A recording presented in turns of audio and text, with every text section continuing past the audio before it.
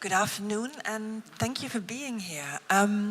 Unlike most of the other people speaking here today, on the other days, I don't have own data to present. So what I'll be doing is quoting data from other people and connecting it to ideas, concepts that, well, have come up in my practical work in the past 10 years. I would like to start with a quote by Ramdas, who has a lot of good things to say, especially around those topics of death and dying, in my opinion. And he says, "The way we regard death is critical to the way we experience life. When your fear of death changes, the way you live your life changes." So I've structured my talk into a few sections, the one being the introduction that I've titled, "Not the End of the World When Death is Part of Your Job Description." Psychedelic experience, death and dying, a phenomenological comparison. End-of-life anxiety and depression, relevant studies in psychedelic science. We've heard about a few already. I'm just going to come back to that. And then I want to focus in on the concept of self-transcendence as a key concept and then draw some conclusions. But first, I would like to start something we haven't had here yet, poetry. So those are only the first few lines from a poem from Juan Ramón Jiménez, which is called The Final Journey. And I think it's very fitting. "And I will go away, and the birds will stay singing, and my garden will stay with its green tree and the wide water well." I've been working in hospitals, clinical medicine, for over 10 years, and I've done so in several different disciplines, mainly surgical, but also anesthesia, intensive care, and emergency medicine. And that's one of the reasons why my approach to death is perhaps a far more practical than for most of you. It's simply something I encounter sometimes on a daily basis. In those past three and a half weeks, I have been involved in 14 cases of death, signed 14 death certificates. That's a lot even for my standards, and things have ranged in this time from an old lady dying in the nursing home over a guy having a terrible motorbike accident and not being able to resuscitate him, to a 26-year-old hanging in the hallway of his flat share and his whole flatmates finding him there. And the interesting thing when you work with these topics is that you suddenly realize that even though personal death, extinction, is the end of your universe, it doesn't mean that at all for the rest of the world. Things will just go on once we snuff out. We will be missed for a while, but hey, that's the way things are, and that puts stuff into an interesting perspective, at least to myself. When you witness as many existential experiences as I have been directly involved in about 100 birth processes as an anesthesiologist. I have signed over 160 death certificates in the past 10 years. You get quite a good feeling of what good death could be and what bad death could be, or difficult death. And there are two stories I would really like to tell you. I already told them in my workshop, but for me, the classic example of a death not worth dying was an old man who was at home in his 90s, frail, and then, well, he started dying. It's a process. And hey, people, it's normal. People die. Old people die. That's what they do. And his family basically freaked out, called an ambulance, and unfortunately this guy ended up being dragged to a hospital where he died on a cold stretcher under a thin blanket, full lights on, surrounded by 10 people who didn't even know his name, didn't know anything about him. And to me, this is a terrible way of dying. His family would have had the chance to tuck him in, hold him, and just guide him on his way out. And because they were, as most people in our society, incompetent with dealing with this process, they basically left him alone. And it doesn't have to be like that at all. In our culture, we have the problem that people are not used to dealing with death anymore. It has been outsourced to the professionals. So people go to hospices, go to hospitals, and most families don't have this classic example of granny dying at home that teaches everybody about what this is supposed to be like. But even in hospital work today, we can make this possible if we just try. We just have to take this bit of extra effort to make it possible. For example, I had an elderly gentleman who had the misfortune of being killed by his chemotherapy. They tried to heal him from his cancer, and basically his immune system just went bust under the chemotherapy, and he went totally septic. And he ended up on my intensive care ward. And it became clear there was nothing to do, no way to save this person. And then I spoke to him and I said, listen, I'm very sorry to tell you, but you're not going to survive this night. You are dying, and you're dying now. Do you want me to call your wife? And there was this flicker of smile on his face. There was no talking at this stage. Then I called his wife and said, listen, make sure you get here safely, but you should come now. He is dying. And they were sitting there, her by his bed, and he just kind of rolled over to her side and looked at her. There was this immense trust between these two people. And they did this together, and he died peacefully in her arms. And when he was fading out, she said to me, I don't get it, he's always been such a fighter. And I said, yeah, but he's not fighting now. And she was at peace with it. And this didn't cost me more than an hour of my time, but for them, it was a life-changing situation, I guess. One challenge you face as a doctor, as a health professional of any kind, when you're kind of faced with this number of casualties, is not to harden up, to retain a sense of uniqueness and commitment to each of these people as a person. The same as a psychiatrist with patients, I suppose. If you see so many people in difficult situations, that's really, really a difficult thing to do, but it's worth trying. And don't you run.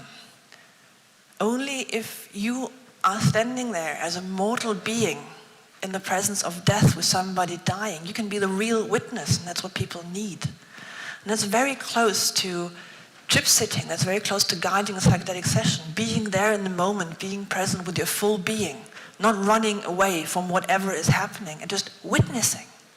And that's something I really learned through my psychedelic experiences, and which I'm very, very grateful for. And if some things are easier to explain with the peanuts. So I think this is very true. Someday we will all die, Snoopy. True. But all the other days we won't. And I think that's a perspective that's great to retain when you're dealing with these things, because, hey, we have to live our life in the face of death and live it. This connection I'm trying to make today between psychedelics, death, and dying is not my idea. This has been around forever. Everybody who's getting serious about this topic has at some point written something about it. Because if you have a deep psychedelic experience, you are going to be confronted with existential questions, and death is one of the big ones there. So here you've got Stan Grof, you've got Ramdas, you've got Timothy Leary even, and these things have been hand in hand forever. So what I tried to do was to do a phenomenological comparison between the two. So try to take the most relevant elements, and the next step try to connect it to mental health problems these days being treated or attempted to treat with psychedelics. So the most relevant elements to me are things like loss of control versus surrender, something people who work with psychedelics know very well. You can either try to resist something that's happening, or you can try to surrender, and usually when you surrender you have an easier time. And that's what you see with people who are dying. Those who have never learned to surrender to a process and they fight really hard are going to have a far harder time dying. Dissolving space and time, I'm not going to talk much about that because Mark Whitman did all the talking about this morning. There's the two roads of ego dissolution after Dietrich, the one being this element of oceanic boundlessness, being one with the cosmos, being in the one, and the fearful ego dissolution that comes with the sense of losing yourself, being destroyed, being eaten up by the void. And I think those, especially this being eaten up and being lost, is something many people fear when they imagine the death and dying process, but I actually have not seen it that much in people who are actually dying. It doesn't seem to be that present when it's really happening. And then it's this element of self-transcendence, this being bigger than yourself, beyond yourself, finding meaning beyond yourself, the thing that some people call mystical. So, mental health issues currently investigated for psychedelic therapy are, for example, major depression, end-of-life anxiety, PTSD, addiction, now anorexia as well, and to a certain extent, because it's MDMA, social phobia and autism. I looked at this list and thought, they all have to do with essential questions of how you are in the world, how you want to live your life. End-of-life anxiety is like the obvious one there, but major depression, does this make any sense? PTSD, can I trust myself, can I trust the world? Addiction, turning towards patterns that keep you away from confronting all those questions. And anorexia, this very practical, starving yourself out of existence. So I would like to look into those studies now who worked with end-of-life anxiety and depression since the year 2000. Those are the 4 studies that have been conducted that were randomized controlled studies. We have heard about all of them at some point during this conference, interestingly enough, so I will not dive into them at great length, just kind of dip into it a bit. So there have been 3 with psilocybin, 1 with LSD. Most of them half of them had a low-dose substance as active placebo, the other one had niacin to kind of elicit some physical reaction, and all but 1 had integrative psychotherapy sessions before and after. So this is what we have as evidence up until now. In this area, there have been studies in the 60s, especially with LSD, but I'm not mentioning them here. Okay, sorry for that text line over there, but that's the study that Ron Griffith and Matt Johnson did at Johns Hopkins. So psilocybin produces substantial and sustained decreases in depression and anxiety in patients with life-threatening cancer. And they were the ones who had the largest sample, 51. And we have been hearing from Matt about it, so I'm not going to go into it deeply, just for those who weren't there yesterday. So high doses psilocybin versus low doses psilocybin as active placebo, 2 long integration and preparation sessions. And I'm just going to focus in a bit on the questionnaires they used. So the Altered States of Consciousness, the ASC questionnaire, hallucinogenic state questionnaire, several ones for anxiety, depression, quality of life, and the validated mystical experience scale, which is the MEQ30. You've seen those results before. The relevant thing is, after receiving the high dose psilocybin, either first or after the low dose, people severely drop in depression and anxiety scores. And the interesting thing is that this up here is actually trait anxiety, so not just anxiety in the moment, but anxiety as a personality trait. That decrease, that's really interesting. And people don't qualify for diagnosis as either depressed or as anxiety disorder anymore after receiving that treatment. And that lasts for up to 6 months. So the patients they had were cancer patients. These people were still sick. They still had their tumor. But they were living without fear, and they were less depressed. That's life quality, even if you're sick.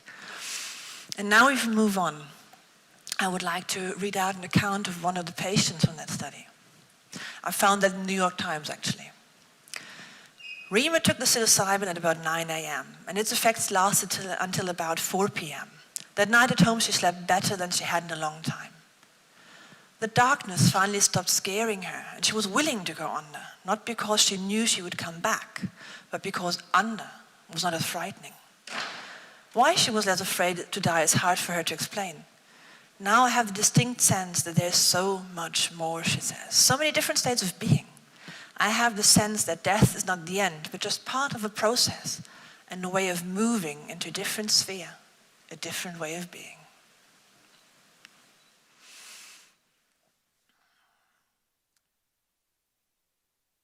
Moving from this very moving report to a bit of the psychometry that has been done. So the MEQ30, being quoted by so many people, and it's being said so often that mystic experience is like the key variable for change. I'm just wondering, and I like being the devil's advocate, I'm sorry for that, but it's just this way I am. I'm wondering, okay, it's a validated scale, but do we really measure what we say we are measuring? So I looked at those questions in MEQ30, and the first 15 questions are about the mystical dimensions like pure being, all is one, reverence, unity. And the next 15 are more about positive moods, time and space effects, and the ineffability, so things can't be put into words. So half of the things are actually more to do, in my opinion, with the depths of the psychedelic or immersive experience, and the other half is like about mysticism. And if that's the case, I'm wondering, is it not putting a tall order on patients if we say, oh, you have to have, or your chances of getting better are so much better if you're going to have a mystical experience now? Or is it not just strong experience? Do we really need that notion of mystical? It kind of roots back in traditions like Walter Stace and William James and so on, that come from a Christian background as well. And I would be very happy if we would not use this so much as something we impose on people. So the intensity, and interestingly enough, Matthias Lichty said that they correlated the MEQ30 with the Dietrich scales on the ASC, and they saw that the oceanic boundlessness matched best with the mysticism. And this tells the tale, in my opinion. So it's the intensity of the immersiveness, the going beyond yourself. But let's have a look if it really needs to be going somewhere from just out of yourself. So, do we need mysticism to understand deep psychedelic experience? I would say, in our modern world today, no. We just have to find good terms for, well, defining what we mean better. And one concept in this that I find pretty impressive is this notion of self-transcendence as promoted by Viktor Frankl.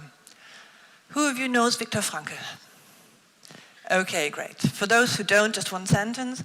He was an Austrian psychiatrist who did not survive 1 but 3 concentration camps. And he came out sane. And he kind of reverse engineered why he had been resilient and survived into a mode of psychotherapy. And that's very impressive, and his ideas are great. So what he's basically saying is the essentially self-transcendent quality of human existence renders man a being reaching out beyond himself. And I think that's very, very, to me this sounds very plausible when I think about the psychedelic experience. So there's 3 levels he's describing. One being seeking situational meaning. I'll explain it in a while, just go through it first. Seeking one's calling and seeking ultimate meaning. So situational meaning is something that goes very well with also third wave behavioral therapy theories like mindfulness in the present moment, an attitude of openness, curiosity, and compassion. And interestingly enough, letting go of self-interest and social conditioning. The second level is seeking one's calling, reaching beyond self-actualization. So a will to meaning, trying to find a purpose that lies beyond yourself, and a societal contribution beyond your personal happiness and success. The third level, which he calls ultimate meaning, is reaching towards the transcendental. So for religious people, towards the super being, towards God. Or for us, or for them, those who are not religiously in the classical sense, it is this idea of the ultimate ideals of goodness, beauty, and the mysterious comes in there as well, the ineffable. So if we look at patients, and if we look at what makes them better when they work with these substances, is it really necessary to have a transcendent experience in the sense of meeting God or whatever out there and having a mystic experience, or is the self-transcendence, going beyond yourself, so level 2 in Frankl's hierarchy, not level 3, not very often enough? Is it not really something we could perhaps work with more, this aspect of not being limited to yourself, but going beyond your own capacities, instead of trying to get somewhere with that? So I would just put this notion to you. I think it's worth thinking about. Right, I'm already at my conclusions. We as humans need to confront essential questions and seek meaning. Because if we don't, we get sick. That's part of our mental health crisis today, that people don't do that. Psychedelics can help develop these skills and reduce fear because they confront us with these existential processes very often if we let them. Mental health issues currently treated with psychedelics are intrinsically linked to essential questions. That's why they're treatable with psychedelics, in my opinion. Psychedelic science can help promote a societal change towards a more conscious approach to death and dying, and that will not only benefit those who use the substances, but our whole society. I would like to finish again with Ramdas. We are all just walking each other home. Thank you very much.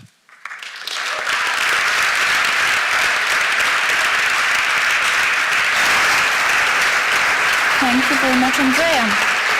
We have time for 3 questions.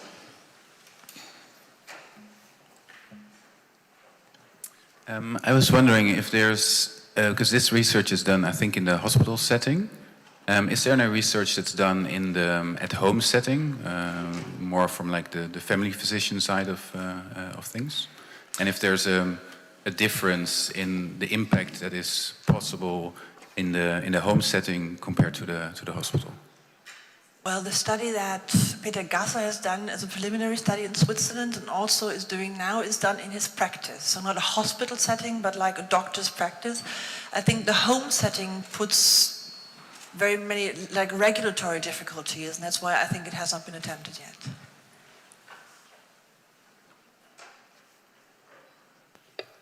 Yeah, you're not making it explicit, but I mean, between the lines, it's very obvious that you're saying that the use of psychedelics should take place without outside of clinical settings as well, because it's beneficial to people even if they don't suffer from terminal illness. Is that right?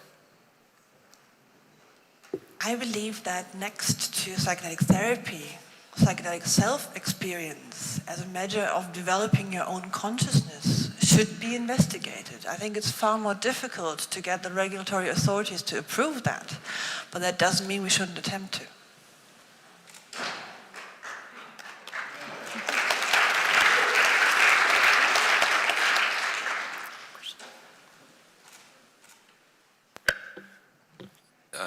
Hey, thank you for your talk. Yeah, you asked the question if we need a direction in the psychedelic experience, and I was thinking about could a genuine interest in truth be such a direction? What do you think about it?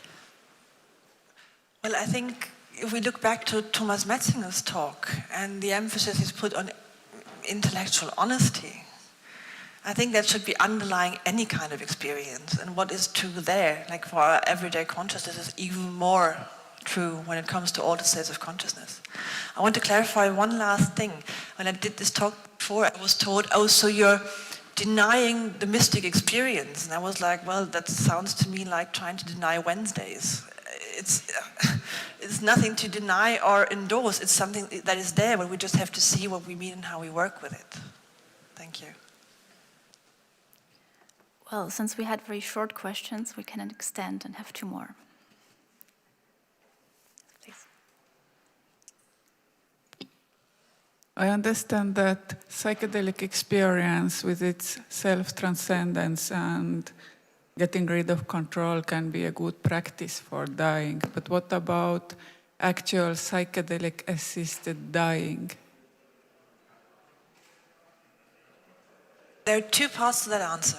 The first, or 3 parts, actually. So this is the longer answer you wanted. The first thing is, yes, there are descriptions of people doing that, the most famous being Aldous Huxley, being injected LSD by his wife, and apparently he had a very peaceful death.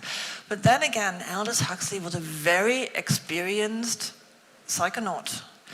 I would not want to impose or even think about imposing first psychedelic experiences to people in a very intense process like that, because the mistake you make there, you can't turn well anymore. The third thing is, from a scientific point of view, I believe there's no way in hell you're going to get ethics for this at this time. That's my answer. Thank you.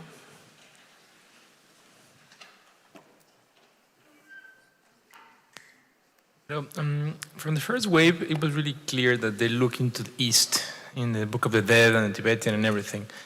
And I think it's funny that society really catch up and yoga and the counterculture become culture. But the science that they first brought it in, it never caught up. Why do you think we never got into the holistic perspective of the East in science? I would not advocate for cultural transplants into science. I actually believe that, I've got this inner picture of science providing like the psychedelic petri dish and watch what is growing in it and not trying to superimpose stuff. And as it has been said before in that panel, we should work with what people bring in, but we shouldn't bring stuff in from the outside. We should not be imposing any concepts on people, in my opinion.